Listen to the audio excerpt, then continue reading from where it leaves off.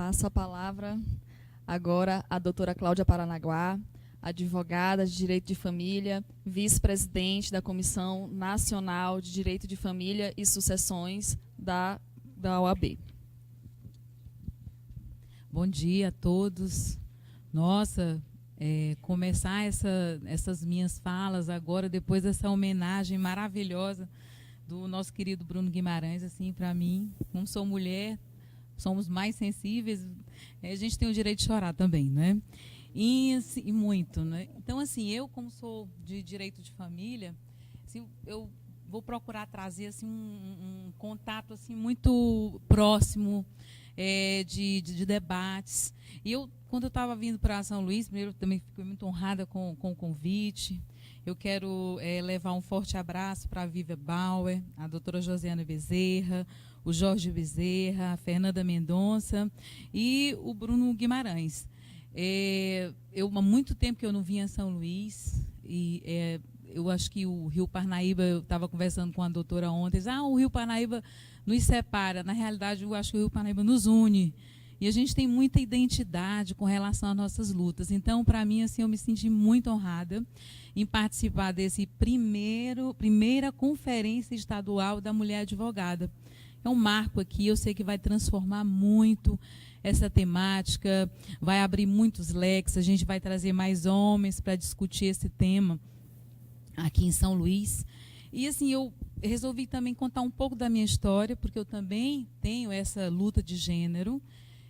Eu sou uma advogada que eu tenho 30 anos de atuação profissional. Eu me formei, não tem quem diga, porque essa carinha nova engana, né? Mas eu tenho 30 anos de exercício da advocacia.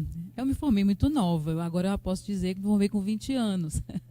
Aí vocês fazem as contas.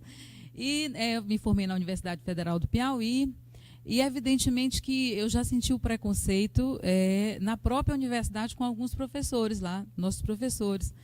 E logo depois que eu me formei, eu recebi vários convites de escritórios de advocacia, obviamente dominados por escritórios de homens, de advogados.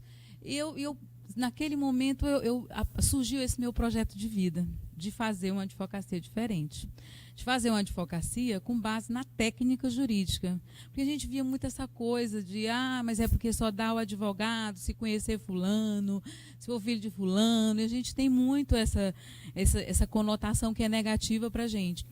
Então, eu resolvi fazer essa advocacia de forma técnica. Eu era uma boa aluna, evidentemente. E eu percebi, eu disse, eu tenho que, diante de todo esse universo que é masculino, de dominação masculina, tenho que fazer uma coisa diferente. Na minha época, 30 anos, nossa, esse computador, isso não existia. A gente fazia as petições em máquina de datilografia, a gente não tinha um celular. As decisões dos tribunais superiores, a gente precisava assinar um periódico que vinha de vez em quando nos escritórios que pagavam esse periódico, para a gente entender o que acontecia fora daquela esfera do Piauí, por exemplo, de Teresina. E eu, desde cedo, eu percebi que existia a necessidade da gente buscar essas informações fora do meu contexto ali e procurar iniciar essa carreira lá no Piauí. Eu decidi ficar no Piauí, eu tinha um sonho de também sair, não pude sair, mas eu criei essa minha história. E eu lembro demais que assim, eu estava passando pelo Fórum Civil e vi um cartaz lá no fórum que anunciava um congresso lá em Brasília. Em Brasília, mais ou menos 1990, por aí. Eu me formei exatamente no ano da Constituição Federal de 88. E eu me interessei bastante porque era uma temática de família. Eu ainda não tinha sido fisgada para essa coisa do direito de família, mas tinha muita demanda e tema de matéria civil e muita demanda de área de família. E me interessei, porque eram palestrantes que a gente ouvia nos nossos livros, somente nos livros. E resolvi comprar a passagem, fui a Brasília, e eu lembro que na época a gente usava um gravador, umas fitas pequenas, cassetes.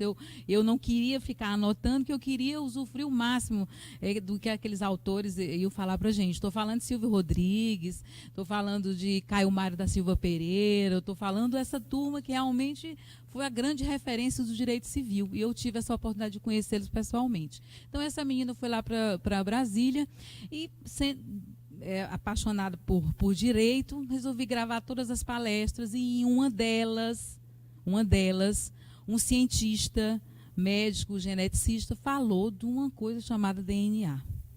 Eu disse, meu Deus, eu nunca vi falar disso. O que é o DNA? Essa investigação de paternidade de DNA, porque a ação de investigação de paternidade de DNA, de investigação de paternidade, antes desse DNA, era uma situação sórdida para as mulheres, onde a gente via só discussões de testemunhas, onde você descaracterizava a vida da mulher, levava a informação de que ela tinha dormido com a torcida do Flamengo, entendeu? Então era muito difícil a prova da investigação de paternidade.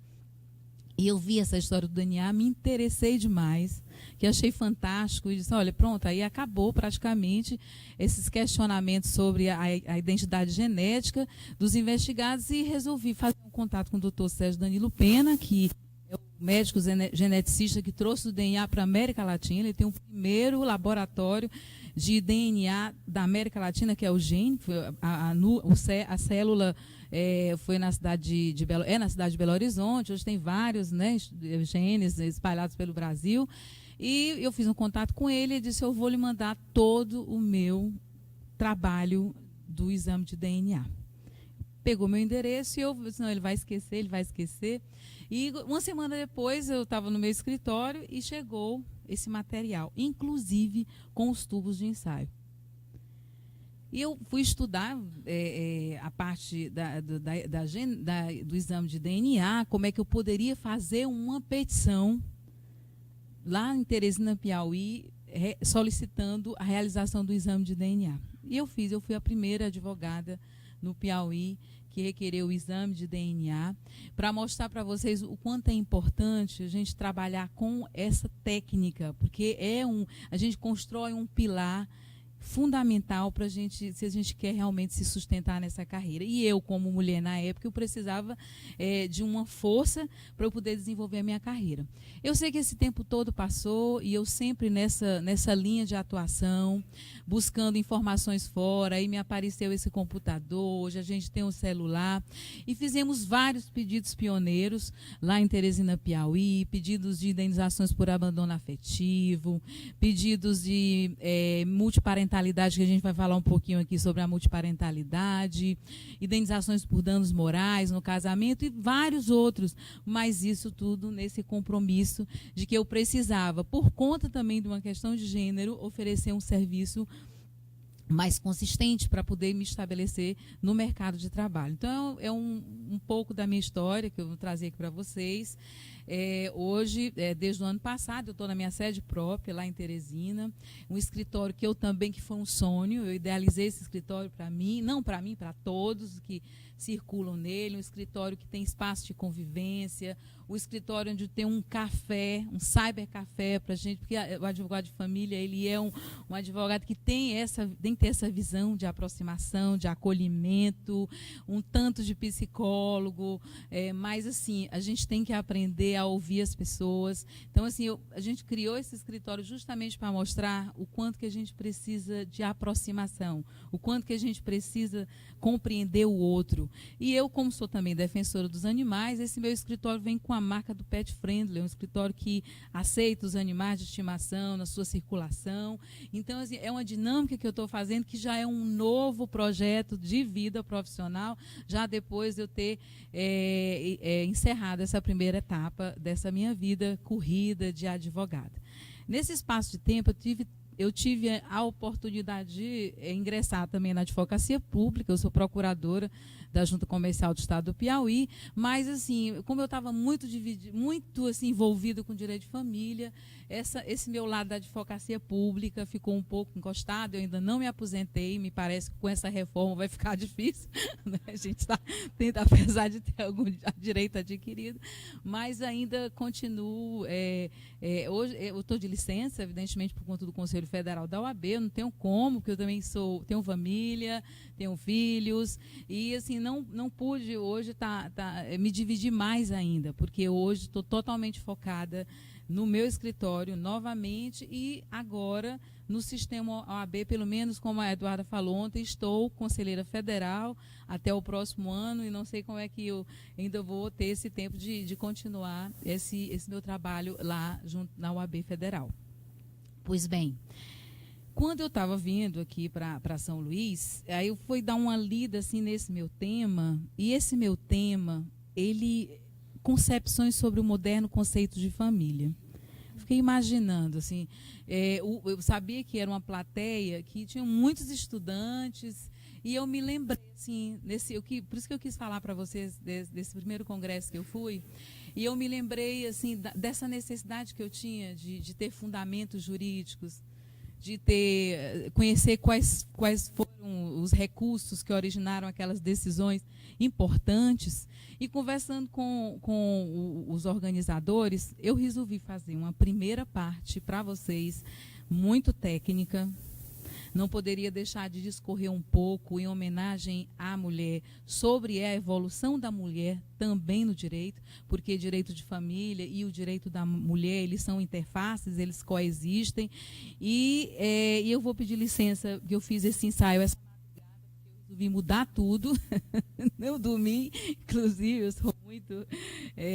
e eu vou ler o ensaio, e depois a gente, me parece que vai fazer uma dinâmica onde a gente vai poder, os debatedores vão se apresentar, e a gente vai poder conversar com vocês também, porque o interessante da família também é como o Bruno colocou, ele está falando de casos, todos nós conhecemos casos de amigos, das nossas famílias, que envolvem o direito das famílias, e a gente vai poder fazer essa troca de informações, um auxiliando o outro. Eu tinha muita coisa para falar de guarda compartilhada, que eu adoro esse tema, e hoje eu vivo já numa outra fase da guarda compartilhada. Eu estou cheia de interrogação.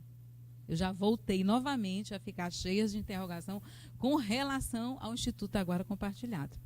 E a gente apresentou uma mesa redonda do ano passado sobre guarda compartilhada, e eu saí com mais interrogações. Entendeu? Eu vou deixar até uma pergunta para vocês, assim, para quem foi feita, para que família foi feita essa guarda compartilhada?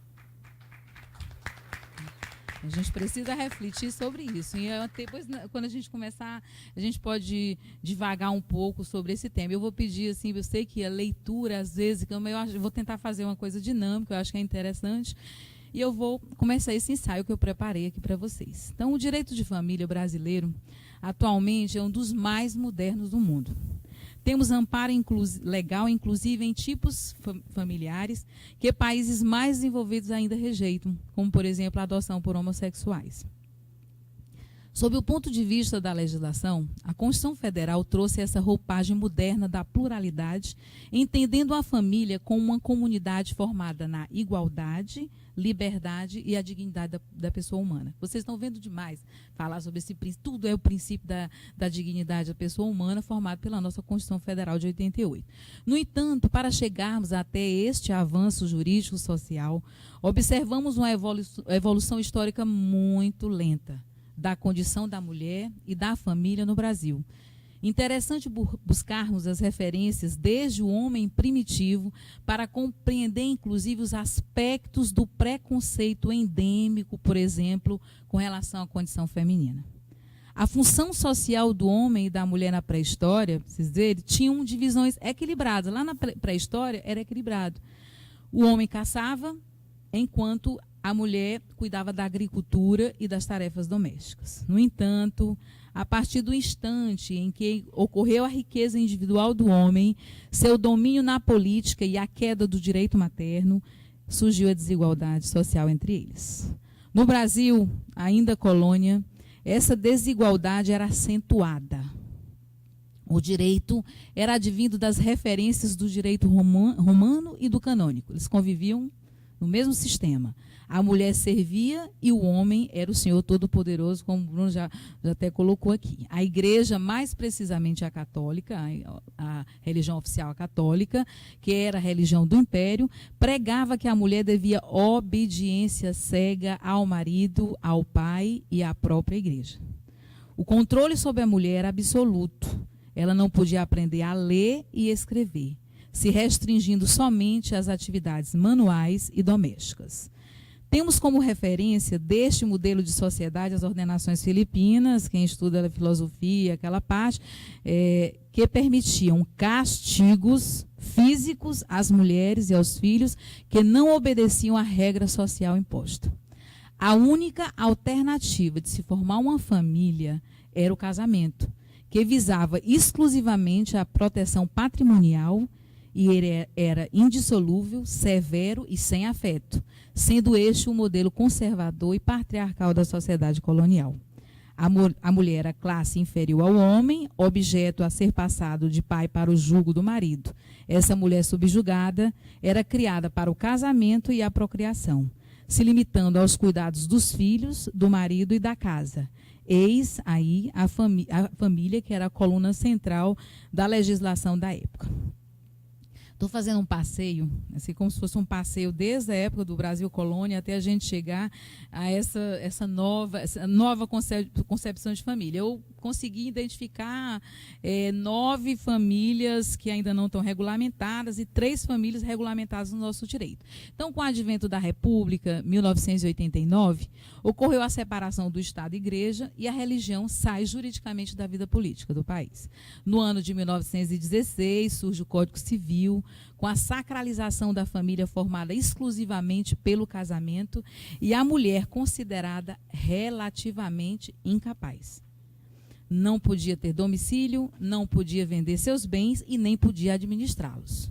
Avanços na conquista dos direitos da mulher foram se concretizando como o direito do voto em 1932. Na década de 60, mais um passo importante para a mulher com a revolução sexual que aconteceu nos Estados Unidos, onde se pregava o amor livre e o surgimento da pílula anticoncepcional, mudando o papel social da mulher e a admissão das relações sexuais por prazer e o controle da natalidade. Poucas pessoas fazem uma referência desse momento importante na vida da mulher. Quando a gente passa a entender o paradigma da afetividade, a gente também sai dessa ideia de que mulher era feita para a procriação. Em 1962, destacamos como um dos maiores avanços para as mulheres o Estatuto da Mulher Casada. Pouca gente discute o Estatuto, ele fica um tanto esquecido quando a gente fala de evolução da mulher. Quando ela passa a exercer, por exemplo, o pátrio poder, que o Bruno até falou aqui para a gente, que é essa divisão de responsabilidades com relação aos filhos, só que tinha um porém ainda no Estatuto. Se houvesse divergência, o homem é que decidia. Diante da insatisfação de algumas mulheres no casamento, surgiram as separações de fato. Acho que algumas pessoas viram falar aqui das famosas desquitadas, dando lugar à figura da mulher desquitada, vista pela sociedade da época com muito preconceito, inclusive seus filhos sofrendo da discriminação nas escolas e em todos os ambientes sociais, persistindo a pecha do casamento indissolúvel, enquanto que os filhos daquelas relações não convencionais dos pais amigados não podiam ser reconhecidas pelo direito. Assim, com a pressão social da época, foi autorizado o divórcio no Brasil, no ano de 1977. E foi difícil. Na votação do Congresso Nacional, passou de 7 a 6. Ganhou por um voto, em 1977. A gente já está aí em 1977. Para que as pessoas que estavam na situação de amigados pudessem se separar. No entanto, ainda o ranço do casamento indissolúvel persistia na bancada do Congresso Nacional, dificultando o divórcio ao criar a figura da separação judicial como pré-requisito para o divórcio, com prazos longos para que, enfim, pudesse encerrar o casamento que era fracassado. Vocês, assim, sabem até hoje qual é a praticidade e a diferença de você estar separado judicialmente e divorciado? Vocês que já estudam, vocês conseguiram perceber qual é a diferença que existe objetivamente entre esses dois institutos, o Instituto do Separado Judicialmente e do Divorciado? Foi criado a figura da separação judicial, como eu falei, para dificultar o divórcio. Colocavam vários empecilhos, prazos, porque, na realidade, a separação judicial você separava completamente, patrimonialmente, dividia o patrimônio, a questão da guarda dos filhos. A única coisa que não podia era casar no civil. E o divórcio servia somente para isso. Então, era uma figura que foi criada pela bancada religiosa no Congresso Nacional para tentar ainda segurar aquela ideia do casamento indissolúvel, mesmo que infeliz.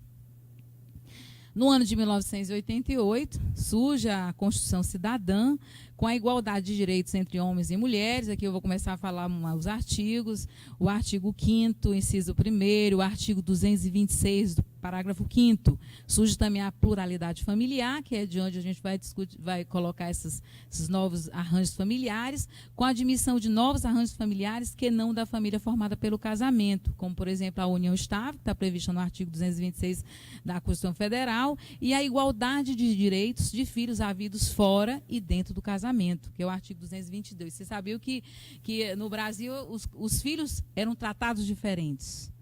Os filhos que eram adotados tinham direito à metade da herança, os filhos que eram advindos de relações espúrias ou adultérias não poderiam ser reconhecidos enquanto o pai estivesse vivo. Eles só poderiam ser reconhecidos depois de morto e se tivesse deixado a informação. Vocês imaginam a discriminação? Isso estava no nosso Código Civil de 16, como também estava aquela devolução da mulher quando ela não era virgem. O marido tinha 10 dias para devolver se a mulher não era virgem. Então, o direito do consumidor, o vício redibitório, né? Eu não sou muito de direito do consumidor, mas Então, a gente tinha 10 dias. Agora, também, se não reclamasse depois dos 10 dias, tinha que ficar, né? Com aquele casamento mantido. Então, um passo significativo também no combate à violência doméstica foi abrigado por essa Constituição Federal de 88, no seu artigo 226. Parágrafo 8, quando estabelece que o Estado assegurará assistência à família na pessoa de cada um dos que a integram, criando mecanismos para coibir a violência no âmbito de suas relações. A partir de então, surge uma nova ordem de valores no nosso direito de família, que foi elevada ao status constitucional, várias regras previstas na Constituição Federal, e com a mudança, essa grande mudança de paradigma que nós também do IBDFAM defendemos e aplaudimos, que é o surgimento das famílias baseadas pelo afeto. O Código Civil de 2002, mesmo com a ausência de regulamentação de situações fáticas, que já existiu na época que foi homologado, muitas coisas, porque ele passou muito tempo tramitando no Congresso. Então, quando ele foi homologado, me parece que 15 anos depois, já existiam outras formatações familiares. Foi meio esquecido a parte da bioética, da inseminação artificial, e ficou meio de lado. Mas ele foi bom, porque ele veio regulamentar uniões estáveis, ele veio dar uma outra formatação com relação à guarda, que é essa guarda que a gente também chama de compartilhada. Então, com o Código Civil de 2002, mesmo sem essa regulamentação atualizada, estabeleceu a igualdade entre os cônjuges, que está no seu artigo 1511, e se implicou na perda do privilégio da mãe com relação à guarda dos filhos, com a determinação da guarda, quem melhor tivesse condições de exercê-lo. O Bruno falou isso aqui, e o reconhecimento do direito a alimentos, inclusive para os companheiros. Então, porque antes desse Código Civil de 2002, a mãe, ela tinha uma preferência no direito de guarda dos filhos, está lá no Código passado. E a partir do Código de 2002, onde os direitos se tornaram iguais, homens e mulheres iguais, se perdeu, e a mulher, ela sentiu demais esse artigo. Sentiu, ela não estava preparada para fazer uma divisão igualitária da guarda de seus filhos. E até hoje a gente colhe os frutos desse artigo da igualdade, porque a igualdade vem e, na realidade, ela equilibra os direitos, mas a mulher ela não tem esse direito de fato. Nós não temos direito às mesmas condições financeiras dos nossos maridos e companheiros, e, na realidade, a letra fria da lei, ela equilibra tudo. E em alguns pontos, por exemplo, como alimentos para ex-mulher, a gente está sendo fragilizada, porque as mulheres não têm ainda a independência financeira para poder, logo depois de um casamento, muitas vezes suportar sem um auxílio do marido. E isso assim, é algo que nós estamos agora refletindo, porque os tribunais estão fechados para balanço com relação às pensões dos ex-companheiros e as ex-mulheres. Exatamente, mas quando não tem um patrimônio, aí a gente não pode trabalhar com compensatório. Às vezes, a vala comum é de que o patrimônio é escasso, geralmente uma casa residencial que está financiada, e o compensatório ele só vai assim, ser aplicado quando você tem um patrimônio a mais para poder ser dividido. Infelizmente, a maioria dos casamentos que a gente vê, eles têm pouco patrimônio, geralmente a casa residencial, e fica um tanto difícil, a mulher fica sacrificada assim, porque também não vai ter direito a esses alimentos compensatórios, e hoje a gente fala de alimentos com prazo final para ser concluído, alimentos transitórios, se mudou, e é uma tendência. A concepção dos novos arranjos familiares que vem surgindo é apoiada nas referências do que eu gosto demais, esse jurista, José Fernando Simão, quando ele afirma que não há unanimidade a respeito do conceito de família no Brasil. E é bom que não haja. A diversidade indica que cada vez mais se admite a família como sendo um fato social que se identifica e se protege, respeitando a opção sexual, inclusive dos seus membros. Dados do censo de 2010, o que vocês observassem como é interessante, do IBGE, mostram que a família brasileira se multiplicou, trazendo 19 laços de parentesco, contra 11 presentes no censo de 2000. O conceito tradicional de família, composto por um casal heterossexual com filhos, esteve presente em 49,9% dos lares visitados, enquanto 50,1% das vezes a família ganhou uma nova forma. As famílias homoafetivas já somam 60 mil, sendo 53,8% delas formadas por mulheres. Mulheres que vivem sozinhas são 3,4 milhões, enquanto 10,1 milhões de famílias são formadas por mães ou pais solteiros. Daí, podemos estabelecer, após esse estudo, entidades familiares legisladas e não legisladas. Eu identifiquei essas que eu vou colocar aqui, mas podem surgir vários arranjos. Eu sei que numa pesquisa que teve, acho que na Universidade de Nova York, se chegou a identificar 34 tipos familiares. E eu ainda não consegui perceber essa quantidade, mas isso vai acontecer com certeza. Então, as entidades familiares legisladas são, primeiro, a família matrimonializada, que decorre do casamento entre homem e mulher, que está no artigo 226, parágrafo 1º, 2º e 5º da Constituição. A segunda é a família informal, decorrente da união estável entre homem e mulher, que está no artigo 226, parágrafo 3º. E terceiro, a família monoparental, constituída pelo vínculo existente entre os genitores e sua prole. É o artigo 226, parágrafo 4º. Agora nós vamos para a parte ainda mais interessante, que são essas entidades familiares que não estão ainda legisladas. E eu arrolei primeiro a anaparental, que é aquela que a gente o exemplo que a gente traz é aquela adoção póstuma, sem a presença do ascendente, mas com o ânimo de viver em família. A referência que nós temos é o recurso especial 1217-415, da ministra Nancy Andrighi. Todos os julgamentos dessa mulher são fantásticos. Ela tem mudado muito o panorama do direito de família. E esse recurso especial foi julgado em 19/6/2012. A gente tem a família mosaico. Acho que muita gente já conhece esse tipo de família mosaico, aquela formada com filhos do primeiro casamento, com filhos do casamento atual. Nós temos a família socioafetiva, que são as famílias adotivas. Nós temos as famílias paralelas, que hoje é uma grande discussão. um grande combate das decisões. Você sabe quais são as famílias paralelas, que são conhecidas também como famílias simultâneas, aquelas famílias que têm 2 núcleos familiares diferentes. Muita gente confunde que a gente está falando de direito da amante, de direito da concubina. Isso não tem nada a ver com família paralela, não tem nada a ver com família simultânea. A gente pode discorrer um pouco mais sobre essas famílias, porque nós vivemos hoje numa insegurança de decisões com relação a ela. Inclusive, existe uma repercussão geral que vai ser julgada no Supremo para definir se existe a possibilidade de se dividir pensão por morte, como é que fica essa divisão patrimonial de 2 famílias. Eu, assim, no meu conceito, acho que a família ela deve ser protegida quando existe boa-fé. Se você tiver a base, a boa-fé das relações, aí sim a gente tem que tirar essas famílias da invisibilidade. Nós temos também a família poliafetiva, acho que você falou também, vocês ouviram falar sobre poliamor.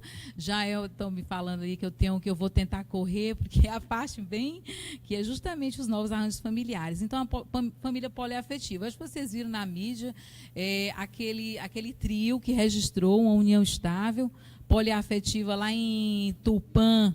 A primeira foi em Tupã, no interior de São Paulo, e era uma família, uma união estável poliafetiva de um homem e 2 mulheres. E a Tabelian, conhecia a Tabelian, tive essa oportunidade de conversar com ela, disse que analisou o pedido, não encontrou nenhum óbice legal que não pudesse registrar esse tipo de família, onde existe um consenso em que eles vão quebrar o paradigma do monogâmico e querem viver daquela forma. Mais adiante, outra união poliafetiva foi registrada no Rio de Janeiro, nesse caso, entre 3 mulheres. E me parece que o CNJ fez baixou uma portaria pedindo uma cautela para que se evitasse o registro dessas formas de família no momento. Nós temos a família homoafetiva, essa já foi referenciada pelo recurso especial 1833/78, também do Rio Grande do Sul, o ministro Luiz Felipe Salomão, também com grandes julgados no STJ. Isso ocorreu em 2011. Há 3 dias atrás, me parece, já a Comissão de Constituição e Justiça do nosso Senado aprovou o projeto de lei que altera o Código Civil para reconhecer a união estável entre pessoas do mesmo sexo e possibilitar inclusive, sua conversão em casamento. A gente também identificou a família multiespécie, que é a família formada com os animais de estimação, que não estão mais na categoria de coisas. Nós vimos também direitos amparados de divisão de guarda para eles. Eu mesma já fiz lá no Piauí uns 3 divórcios envolvendo guarda de animais de estimação, divisão de despesas com veterinário, com alimentação, com banho. Então é uma família que a gente não pode deixar de identificar, porque ela existe de fato. E nós temos a família eudemonista, que é aquela família que o ano passado, através daquele julgamento de repercussão geral do Supremo, do ministro Luiz Fux, que ele trouxe a multiparentalidade para o nosso sistema de arranjo familiar. Quando ele diz que as duas formas de paternidade, elas podem conviver, tanto a socioafetiva como a biológica. Nenhuma é melhor do que a outra. E se precisa analisar o caso concreto para que ela possa ser deferida, inclusive com repercussões de sucessões e toda uma situação. Eu tive o privilégio de conseguir uma das primeiras sentenças de multiparentalidade no Brasil. Eu vou contar rapidamente, acho que eu não sei se eu tenho mais tempo, e esse casal me procurou, ela já era o 2º casamento dessa senhora, e ela tinha uma filha do primeiro casamento. E essa menina já tinha uns 8 anos de idade, e a filha estava pedindo para ela para que o padrasto a reconhecesse como pai. Mas ela não tinha um pai biológico ausente, era um pai participativo, que convivia com a vida da criança, e, na realidade, ela se identificava com as 2 paternidades, tanto a paternidade biológica como o padrasto, porque o padrasto nem sempre é o pai social. Muitas vezes se confunde, inclusive existem já direitos repercutindo de pensão em desfavor de padrastos, mas nem sempre o padrasto é o pai social. A gente tem que analisar o caso concreto para saber se naquela relação existiu realmente um laço afetivo para que a gente possa estabelecer que ali existe paternidade social e daí decorrer de direitos de pensão e outros tantos que as famílias regulamentadas podem usufruir. E, por fim, eu identifiquei a família unipessoal. É estranho a gente pensar que a família pode ser formada por uma pessoa, mas o nosso próprio código, ele define essa família unipessoal especificamente na minha pesquisa com relação ao bem de família, através da súmula do STJ, a súmula 364, que estabelece que o conceito de impenhorabilidade do bem de família abrange também o imóvel pertencente a pessoas solteiras, separadas e viúvas. Então, meus queridos, eu tentei assim tratar desses novos arranjos, essa família moderna, de forma assim um pouco corrida. Nós temos ainda muitas falas para a gente aprender. E eu encerro aqui entendendo que o cenário da pluralidade de vínculos parentais, que é uma realidade fática, se faz imprescindível através de uma compilação que nós do IBDFAN estamos defendendo há muito tempo, que é a homologação do Estatuto das Famílias, que está tramitando no Congresso Nacional, que é a PLA 470/2013, já que ainda não possui uma previsão legal expressa para todas essas famílias que eu arrolei aqui, e tirar essas famílias da invisibilidade, no futuro próximo todas possam usufruir do direito de igualdade. Muito obrigada, e eu vou passar aqui a